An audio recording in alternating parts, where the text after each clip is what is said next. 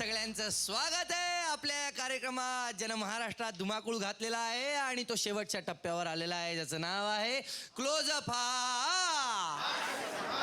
आता हसा मराठीत आणि मराठीतले वेगवेगळे बाज आपण अनुभवतो आहोतच, तर अशाच वेगळ्या बाजातले एक वेगळी व्यक्ती येते, धमाल व्यक्ती आहे. येत आहेत मिर्झा एक्सप्रेस उर्फ झांगड गुत्ता उर्फ मिर्झा बेग साहेब. तर एका मित्रानं दुसऱ्या मित्राला विचारलं, म्हणे तुला तुझ्या पत्नीनं मारणं सोडलं का सुरूच आहे? तर त्याला उत्तर देता नाही आलं. आणि स्त्री तसा फार स्फोटक पदार्थ आहे, एकदम बॉम्बसारखा, ॲटम बॉम्बसारखा. पहा, परमेश्वरानं पहिले सृष्टी पैदा केली आणि झन्नावून झोप घेतली एक. मग त्यानं पुरुष पैदा केला, झन्नावून एक झोप घेतली. आणि मग त्यानं जे स्त्री पैदा केली तर पुरुषही नाही झोपला आणि परमेश्वरही नाही झोपला.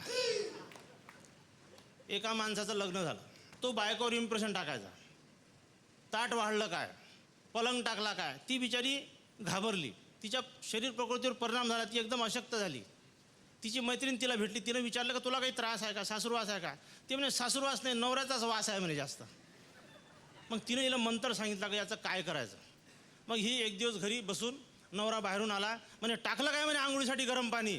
ते म्हणे नाही टाकलं. आणि काय करता म्हणे तुम्ही? काही नाही, थंड पाण्यानेच आंघोळ करतो म्हणे.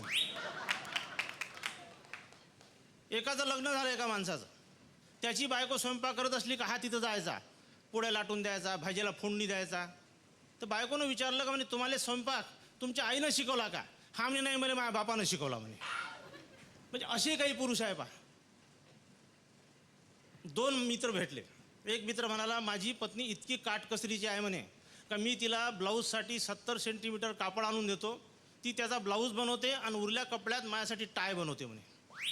दुसरा म्हणे माझी पत्नी ती याच्यापेक्षा काटकसरीची आहे, मी स्वतःसाठी टाय आणतो, 2 वर्ष वापरतो, मग तिचा ते ब्लाऊज बनवते म्हणे. असे अनुभव आहे तुम्हाला सांगतो. एक स्त्री रस्त्याने चालली, चौकात गेली, आता समोर पाय टाकाव तर एकदम असा आवाज आला अंतराळातून, थांब म्हणे. तर ही थांबली. तर जिथं हिचा पाय पडणार होता तिथून झनकन असं एक गाडीचं चाक गेलं. हिला वाटलं कमाल झाली. मग ही पुन्हा पुढे गेली, एका चौकावर गेली, आता पुढे पाय टाकणार तर आवाज आला, म्हणे थांब. हिनं पुन्हा आपला पाय उचलला, म्हणजे टाकला आणि समोर एक गाडी निघून गेली. मग हिच्या लक्षात आलं की आपल्याला कोणीतरी वाचून राहिलं याच्यातून. तर हिच्या तोंडून शब्द निघाला, म्हणे तेव्हा कुठं गेलता रे म्हणे तू जेव्हा माझं लग्न झालं. म्हणजे नवरा बायकोचे संबंध इतके खराब तुम्हाला सांगतो. एका बायकोसोबत नवरा गेला डॉक्टरकडे आणि त्यांना सांगितलं माझी तब्येत खराब आहे. तर डॉक्टरनं सांगितलं का तुम्ही म्हणे रात्री उशिरा झोपता आणि सकाळी उशिरा उठता, तुम्ही रात्री लवकर झोपा आणि सकाळी लवकर उठा. तर नवरा म्हणे पहा म्हणे डॉक्टर साहेब, सकाळी लवकर उठायचं तर माझ्या हाती आहे म्हणे, पण रात्री लवकर झोपायचं बायकोला विचारायला लागते म्हणे, त्याच्याशिवाय मी नाही सांगू शकत म्हणे. एका माणसाचं लग्न झालं, त्याचा मित्र त्याला भेटायला आला, तर हा शर्टाला गुंड्या टाकून राहिला होता. त्यानं म्हटलं का म्हणे कमाल झाली म्हणे तुझी, अरे तुझं लग्न झालं आणि तू म्हणे तुझ्या शर्टाला गुंड्या टाकून राहिला, तुझा चुकीचा समज आहे म्हणे. हे मी माझ्या शर्टाला नाही टाकून आलो, हे बायकोच्या ब्लाऊजला टाकून राहिलो म्हणे. म्हणजे काही काही बायाचं असं असते तुम्हाला सांगतो. अरे एक प्रकारचा असा घडला, एक खूप भांडणारी बाई होती, ती दरवाजासमोर उभी. एक भंगार खरेदी करणारा माणूस जाऊन आला तिथून. तो म्हणे भंगार आहे का, भंगार आहे का? हे बाई म्हणे थोड्या वेळाने या, सध्या ते घरी नाही म्हणे. एक अशीच भांडखोर बाई वारली, तिला तिच्या प्रेताला अग्नी दिला आणि लोक परत फिरले. थोड्या वेळानं काय झालं, वीज कळकळायला लागली. तर तिचा जो नवरा होता त्यानं आकाशाकडे पाहिलं, पोचली वाटते म्हणे तिथं. म्हणजे इतका प्रवाह असते. एका मित्राची दुसऱ्या मित्रासोबत भेट झाली. यानं त्याला विचारलं का रे म्हणे कशी आहे म्हणे तुझी पत्नी? तो म्हणे तिचं काय पाहायला लागते, ते तर स्वर्गाची अप्सरा आहे. हा म्हणे तू नशिबान आहे, माई अजून जिवंत आहे म्हणे. असे अनुभव.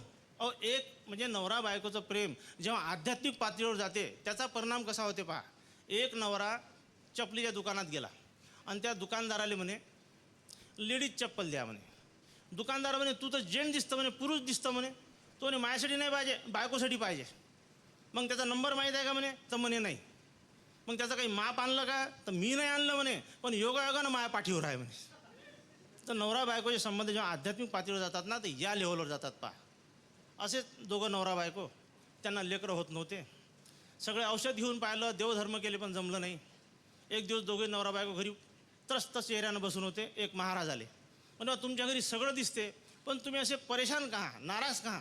तर त्यांनी सांगितलं का म्हणे आम्हाला मुलं बाळं नाही. तर तो महाराज म्हणे, पहा म्हणे, नेपाळले एक फार मोठं जागृत देवस्थान आहे म्हणे, आणि मी नेपाळले चाललो, तुमच्या नावाचा एक दिवा मी लावून देतो म्हणे तिथं, आणि थोडंसं जप तप करतो, तुम्हाला लेकरं होणं सुरू होऊन जाईल म्हणे. असं म्हणून महाराज निघून गेले. आणि इकडं जे या बाईची ओटी भरणं सुरू झाली तर आवरता घाण. 5-6 वर्षात 5-6 लेकरं झाले. एक दिवस तो महाराज योगायोगानं पुन्हा या माणसाच्या घरी आला, तर ती बाई 5-6 पोराच्या गराड्यात अशी बसून होती. यानं म्हटलं म्हणे कमाल झाली म्हणे, हे लेकरं कोणाचे? म्हणे माय आहे. तुम्ही गेले आणि लेकरं होणं सुरू झाले म्हणे इकडं. तुमचा नवरा कुठं गेला म्हणे? ते गेला म्हणे नेपाळले दिवा विजवाले. आता बाया हिचं राज्य आहे तुम्हाला सांगतो. आणि मी कवी हृदयाचा माणूस आहे. मी एक 4 ओळीची कविता लिहिली का, राज हाय बाया हिचं, बायका झाल्या धीट. राज हाय बाया हिचं, बायका झाल्या धीट. थंडे झाले नवरे, त्याचं पडून राहिलं पीठ. जिथं तिथं आता हाय लेडीज फर्स्ट, माणसाचं टायर झालं हाय भस्ट. नवरी उठते सकाळी जेव्हा वाजते 8, नवराच घासते बायकोची पाठ. झोपायचं असलं तर नवराच टाकते बाज, आणि काही म्हणते नवऱ्याले लेकराले पाज. असंच चालत असलं तर एक दिवस असा येईन, आणि माणूसही बाईसारखा बायतीन होऊन जाईन, आणि माणूसही बाईसारखा बायतीन होऊन जाईन.